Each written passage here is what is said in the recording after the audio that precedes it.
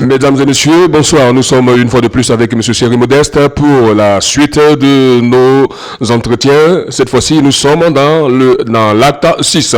Alors, l'actualité en Côte d'Ivoire a beaucoup démarré en trompe ces derniers temps et nous croyons que nous avons beaucoup à dire étant donné la situation sociopolitique de la Côte d'Ivoire. Alors, M. Cyril Modeste, que pensez-vous du troisième mandat de M. Alassane Dramane Ouattara? Bonsoir, mesdames, mesdemoiselles et messieurs. La Côte d'Ivoire, nous sommes en 2020, la situation est assez préoccupante. Je dirais même que l'heure est grave. Alassane Dramane Ouattara, qui a réclamé de tout temps le pouvoir, il a d'abord réclamé un seul mandat pour faire le miracle. Il en a eu deux et aujourd'hui il en réclame un troisième. Nous ne pouvons l'accepter. C'est un mandat totalement illégal, illégitime, que le peuple ivoirien doit se rassembler pour dénoncer. Et nous avons constaté que des voix s'élèvent de plus en plus pour contester cette candidature, à l'instar d'un MW et de pas mal de personnes même de la société civile. Qu'est-ce que vous pouvez en rajouter? C'est ce que je disais. L'ensemble de la population ivoirienne, Alassane Dramane Ouattara, l'Ivoiro-Burkinabé, qui est devenu éligible par la force des armes, a eu 10 ans de règne sans partage, avec la caution de la communauté internationale qu'il a installée à coups de bombes incendiaires du peuple ivoirien, de la jeunesse ivoirienne. Beaucoup de personnes ont été meurtries. Nous pensons que 10 ans, c'est tout ce que le peuple ivoirien pouvait lui accorder. Il faudrait que ses parrains internes et externes, la communauté internationale, je veux parler de la France, de l'Union européenne, des États-Unis, de toutes ces forces qui, hier, ont appuyé l'accession d'Alassane Dramane Ouattara à la magistrature suprême en Côte d'Ivoire, réalisent qu'il y a un temps pour tout. Il a eu, je disais, 2 mandats consécutifs. Il a eu suffisamment de temps pour réaliser les promesses faites à la Côte d'Ivoire, pour répondre également aux investisseurs, ceux qui ont investi dans la guerre pour qu'ils parviennent au pouvoir. En 10 ans, ils ont eu suffisamment le temps d'engranger leur retour, le retour sur leurs investissements macabres. À votre avis, qu'est-ce qui pourrait expliquer cet entêtement du président Ouattara à vouloir à tout prix briguer un troisième mandat? Pour nous, la chose est très claire. À l'issue de la crise post-électorale de 2010-2011, le président Laurent Gbagbo et Charles Blé Goudé ont été conduits à la CPI. Après pratiquement 9 ans et 3 ans de procès non interrompus, Gbagbo et Blé sont acquittés. À la mi-temps du procès, c'est-à-dire au milieu, Gbagbo et Blé n'ont même pas eu besoin de présenter leur défense. Et la CPI, les juges estiment que le dossier est trop faible, le dossier d'accusation est trop faible pour continuer le procès. Ils sont relâchés. Mais la question qui demeure, si Gbagbo et Blé Goudé ne sont pas responsables des crimes ignobles qui ont été commis, des exécutions extrajudiciaires, les crimes de guerre en Côte d'Ivoire, si ce n'est ni Gbagbo ni Blé Goudé, la communauté internationale qui a appuyé Alassane Ouattara pour l'installer au pouvoir par la violence plutôt que par la concertation et la discussion, le recomptage des voix, ce qui a été rejeté, il faut que cette communauté internationale demande à Alassane Dramane Ouattara où sont les assassins des Ivoiriens, qui sont ceux qui ont détruit la vie de la nation ivoirienne. L'heure est grave. Il faut que cette question essentielle trouve les réponses adéquates avant de parler d'élections en 2020. La Côte d'Ivoire ne peut pas ne pas avoir épuisé ce contentieux électoral qui a détruit nos vies et prétendre que des élections sont possibles. Alassane Dramane Ouattara ne peut pas être fort tout le temps. Il est peut-être fort vis-à-vis des personnes de sa génération. Je veux parler de Bédié et de Gbagbo, ses meilleurs amis. Nous sommes fatigués de leur comédie à tous les trois. Que les dirigeants ivoiriens disent au peuple ivoirien et à la communauté internationale qui a détruit la vie de la nation ivoirienne. À partir de cet instant, nous pouvons parler de nouvelles élections. Voilà. Et des voix s'élèvent encore de plus en plus, à l'instar de celle de la société civile, pour parler de transition. Et nous avons lu un article de Jean-Claude Géréquet qui parlait même plus de la transition, ce qui a été depuis longtemps votre cri même de guerre. Pourquoi depuis 2003, Diaspora et Jeunesse de Côte d'Ivoire réclament une transition politique responsable en Côte d'Ivoire? Lorsqu'un pays a été victime d'une rébellion sauvage et que cette rébellion s'est attelée à détruire les documents d'état civil, les documents qui attestent de la nationalité des citoyens de ce pays dans la zone occupée, nous pensons qu'il faut une période de transition qui va se trouver aux mains de personnes non impliquées dans la grave violation des droits de l'homme des 30 dernières années en Côte d'Ivoire. Et le travail de cette équipe, c'est de revoir les documents d'état civil. Il y a énormément de personnes qui ont profité de la situation de cafouillage, d'anarchie, de désordre orchestré depuis septembre 2002 pour rendre Alassane Dramane Ouattara éligible. Je parle de cette jeunesse non correctement éduquée au nord, très fragilisée par l'ignorance qui a été manipulée, et cette jeunesse a détruit la paix, la stabilité, la sécurité et l'entente entre les populations. Il faut donc une équipe responsable, des Ivoiriens, hommes et femmes, qualifiés, intègres, non corruptibles, qui ensemble vont revoir l'environnement sociopolitique. Il faut assainir la situation sociopolitique. Il faut revoir l'arbitrage électoral de l'environnement politique. Qu'est-ce à dire? Il y a des organismes ou organisations qui ont été mises en place pour pouvoir arbitrer l'environnement électoral. Et il se trouve que ces organisations, je veux parler de la Commission électorale indépendante et du Conseil constitutionnel, ces deux organes ont été à la base de la grave crise post-électorale de 2010-2011. Il faut donc, comme nous le disions depuis 2003, puis 2006, nous sommes aujourd'hui en 2020, les mêmes conditions qui hier n'étaient pas réunies pour des élections démocratiques, apaisées et non violentes. Il faut mettre en place une transition responsable qui va créer l'environnement propice à des élections transparentes, non contestées.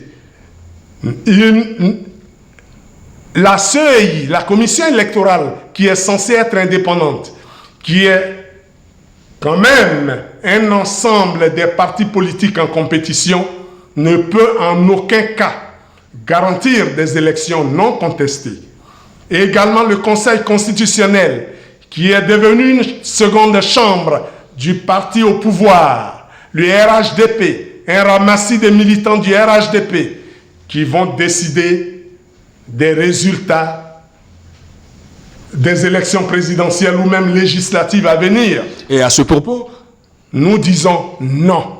Et à ce propos, la Cour africaine des droits des hommes et des peuples avait statué en Tanzanie afin de pouvoir essayer de donner suite à cette question de la CEI. Qu'est-ce que vous pouvez dire à ce sujet? Nous pensons que déjà, un peu plus tôt, nous disions que la commission électorale indépendante est biaisée, est totalement disqualifiée pour organiser les élections en Côte d'Ivoire, qu'il fallait que la Côte d'Ivoire s'inspire du Ghana, un pays africain où il y a la stabilité, la paix et la prospérité partagée. La Cour africaine des droits de l'homme vient de désavouer le parti au pouvoir, le gouvernement d'Alassane Ouattara. Cette Cour demande que la CEI soit révisitée. Nous disons qu'il faut une équipe d'Ivoiriens impliqués ni de près ni de loin dans la grave violation des droits de l'homme pour créer les conditions de réconciliation, les conditions d'élection apaisées en revisitant, en revoyant, en dissolvant ces organisations biaisées d'avance telles que la commission prétendument électorale et indépendante ainsi que le Conseil constitutionnel. Il y a des Ivoiriens qui ont un esprit non foncièrement et notoirement partisan qui sont capables, face au risque d'embrasement, de mettre en place les mécanismes d'une réconciliation réussie avant les élections. La Côte d'Ivoire, en octobre 2020, dans moins de 3 mois, ne mérite aucune élection présidentielle. Il faut que les Ivoiriens acceptent une concertation nationale et cette concertation aura pour objectif de mettre en place une équipe d'Ivoiriens et d'Ivoiriennes qualifiés sous l'appui de nos partenaires internationaux, la communauté internationale, pour pouvoir éviter l'embrasement à la Côte d'Ivoire ainsi qu'à l'Afrique de l'Ouest. Voilà notre position. Qu'est-ce que vous avez à dire concernant la candidature de l'ex-président Laurent Gbagbo qui a été encore rejetée par cette même CEI? Vous voyez, les Ivoiriens, la classe politique traditionnelle des Côte d'Ivoire n'a jamais été sérieuse. Quelqu'un est acquitté. Il continue injustement d'être maintenu en résidence surveillée à Bruxelles. Son parti politique le réclame comme candidat.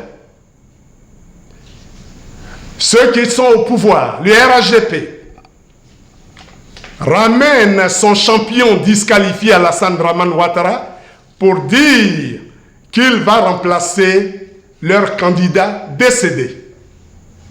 Henri Konan Bédié, qui hier a d'abord traité Alassane Ouattara de Burkinabé non qualifié pour participer à la vie politique nationale, a fini par l'appuyer pour en faire le président de Côte d'Ivoire grâce aux bombes de la communauté internationale et particulièrement de la France en 2010-2011.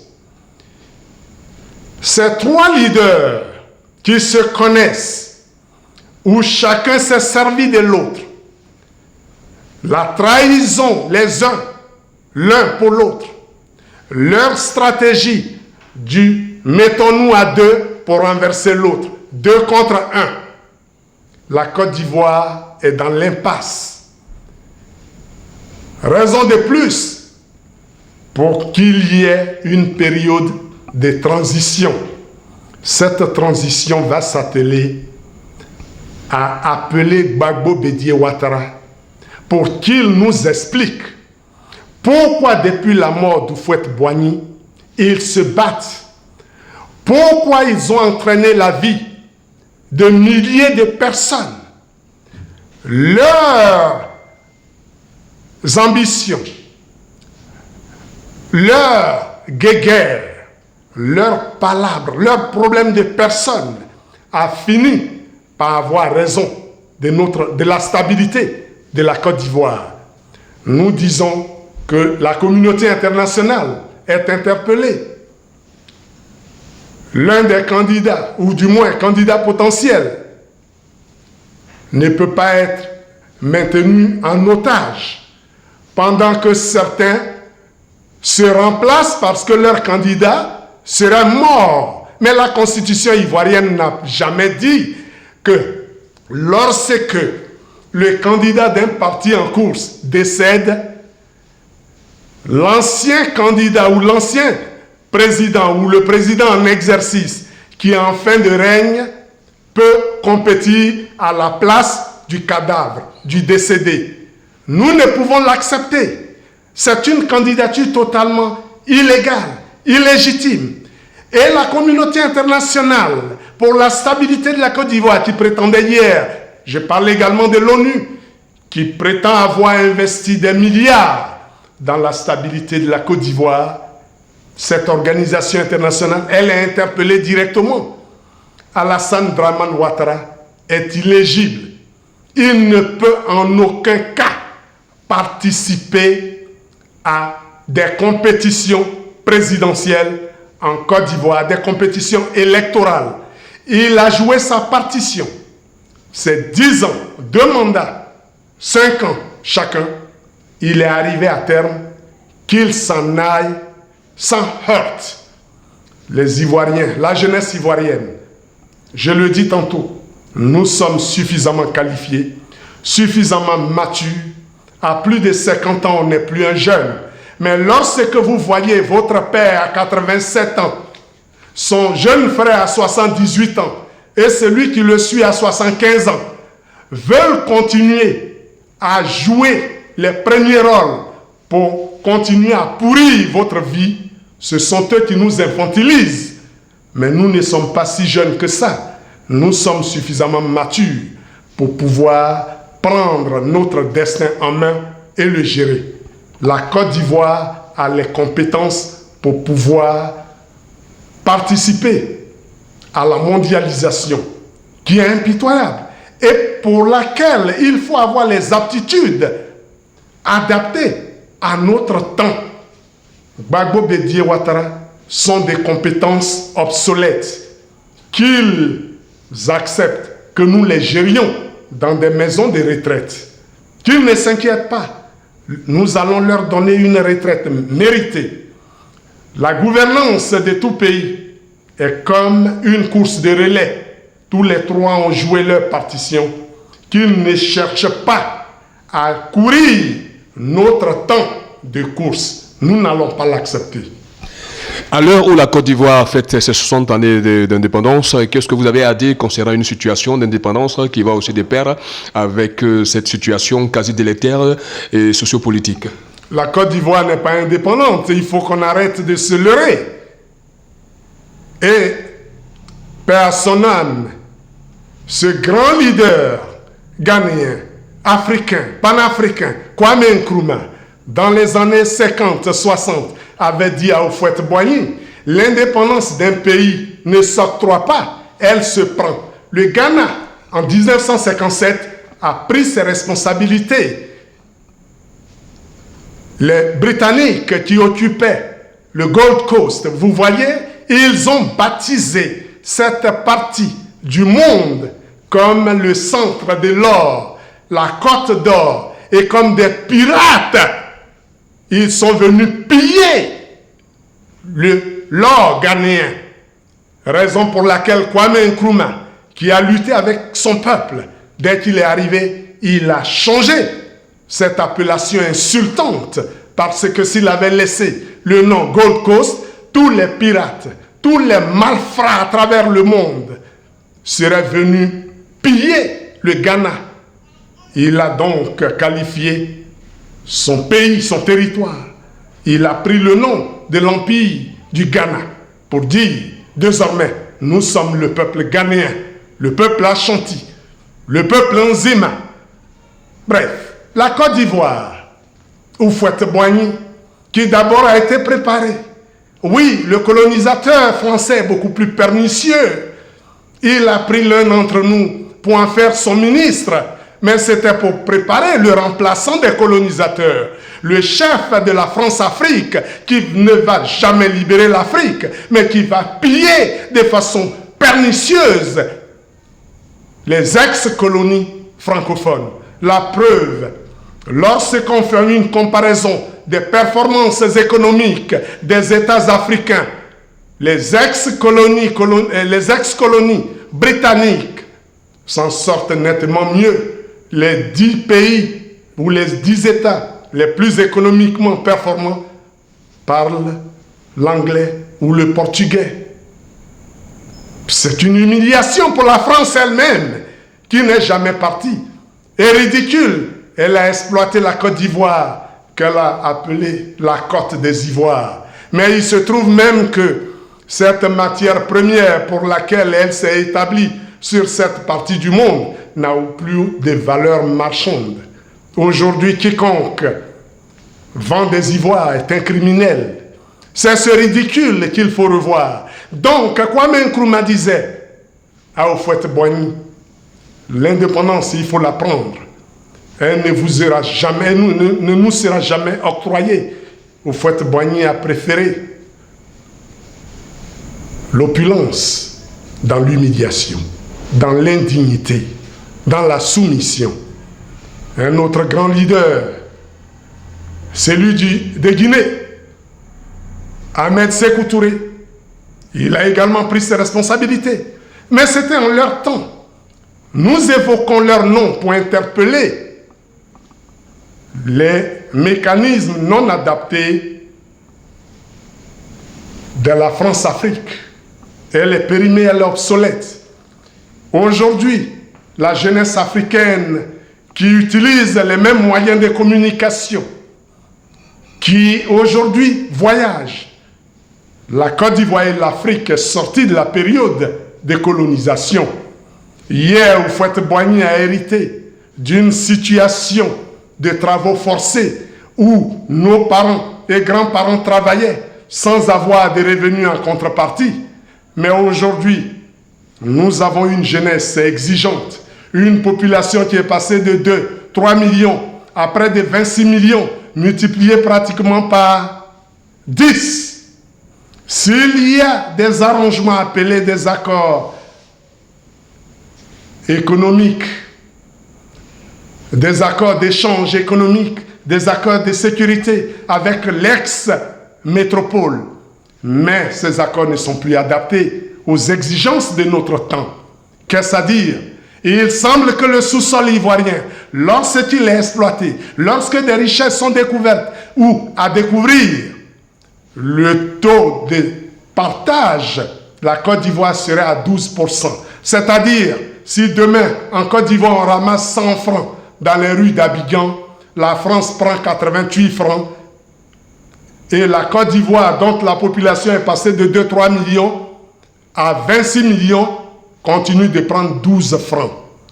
Houphouët-Boigny gérait une population d'indigènes nouvellement rendus libres, qui ne savaient pas que le travail avait un prix, une contrepartie, un salaire. Mais leurs enfants et petits-enfants que nous sommes, nous avons côtoyé les partenaires au développement. Nous avons les mêmes réflexions, les mêmes éléments de jugement des situations. Il faudrait donc revoir toutes ces considérations pour éviter des conflits et des incompréhensions inutiles. La Côte d'Ivoire, le peuple ivoirien et le peuple africain ne sont pas des peuples anti-français, loin de là. Mais nous demandons à l'Élysée de revoir sa manière de regarder nos populations. Et le président, l'ex-président ghanéen parlait plutôt des États francophones qui devaient avoir le courage de demander à la France de quitter l'Afrique. Et qu'est-ce que vous en pensez avec leur base militaire y compris? Ben, nous n'allons pas présenter les choses de cette façon brutale. Je veux parler de Jerry Rawlings. Oui, Jerry Rawlings, nous le comprenons. C'est un anglophone. Et les anglophones ont cette habitude, cette avance d'être pragmatique et de dire les choses telles qu'ils les pensent. Il n'y a aucune hypocrisie. Voilà. La diplomatie n'est pas de la duplicité chez les anglophones.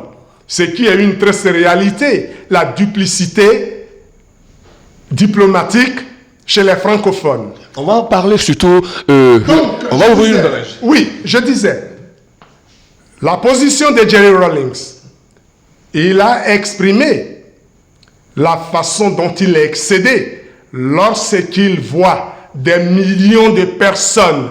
Je veux parler du marché africain francophone qui est pratiquement près de 200 millions d'habitants et dont la monnaie est contrôlée depuis Paris. Le Ghana est un pays indépendant qui définit sa propre politique économique et monétaire avec sa monnaie appelée le cedi, qui, paradoxalement, a la même valeur économique que le CFA. Avec 5 cedi ghanéens, vous achetez $1 américain. Avec 500 francs CFA, vous achetez $1 américain. Mais voilà un petit marché de 22 millions d'habitants constitué par le Ghana qui a la même valeur monétaire qu'un marché de 200 millions d'habitants. Donc je disais, l'ex-président ghanéen Jerry Rawlings, il est préoccupé. Lorsque l'Afrique se retrouve, les membres du l'UEMOA, l'Afrique de l'Ouest, les États africains se retrouvent pour mettre en place un mécanisme, une monnaie, pour voir dans quelle mesure réévaluer leur économie, qui est réelle. Oui, l'économie africaine est réelle, parce que notre économie est basée sur des richesses effectives et non sur du vent, sur de la manipulation, comme on le fait à Wall Street. Non, nous avons du manganèse, de l'or, du café, du cacao, toutes les richesses dont le monde a besoin, le fer, l'uranium, pour pouvoir fonctionner. Le réservoir, c'est l'Afrique. Logiquement, si nos États étaient dirigés par des personnes qualifiées, responsables et sérieuses, nous devrions avoir la monnaie la plus forte au monde, parce que nous avons une économie réelle. Voilà où je m'arrête pour ce volet, pour l'instant. Nous allons le développer à l'avenir. Et il y a une autre question qui concerne surtout l'intégration, puisque aujourd'hui nous sommes aussi dans un monde planétaire et un village planétaire.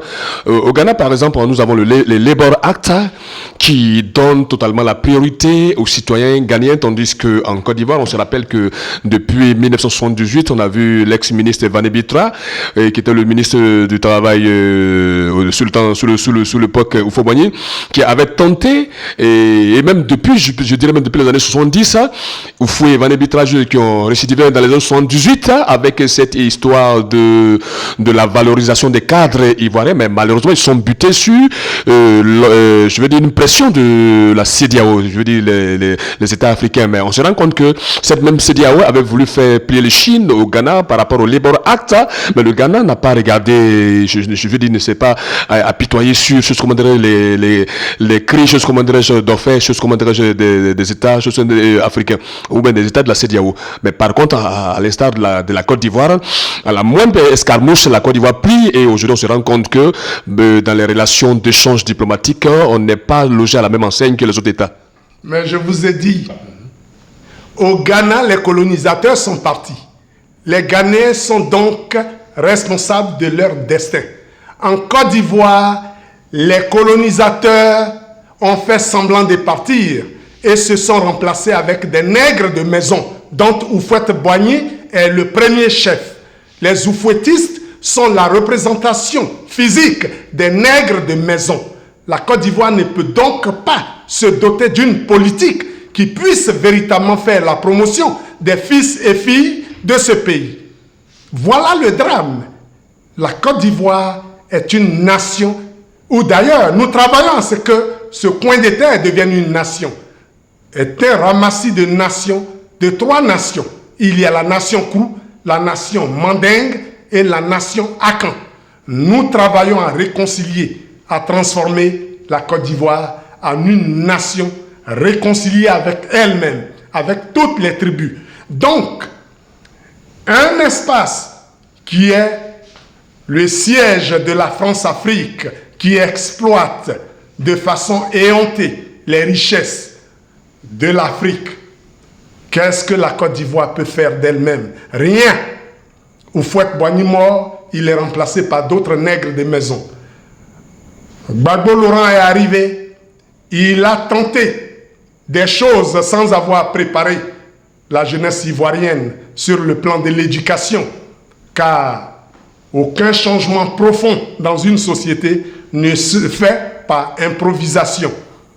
La jeunesse, le peuple ivoirien mérite d'être éduqué, d'être formé sur le plan politique, de sorte que lorsque le changement historique va s'imposer, ce peuple est préparé. Malheureusement, ça n'a pas été le cas.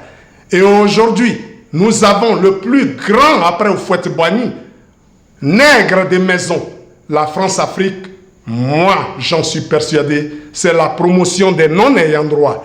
Les nègres les plus corrompus, les plus compromis, parce que criminels, voleurs, assassins, malhonnêtes, ce sont eux que la France-Afrique appuie pour en faire ses représentants.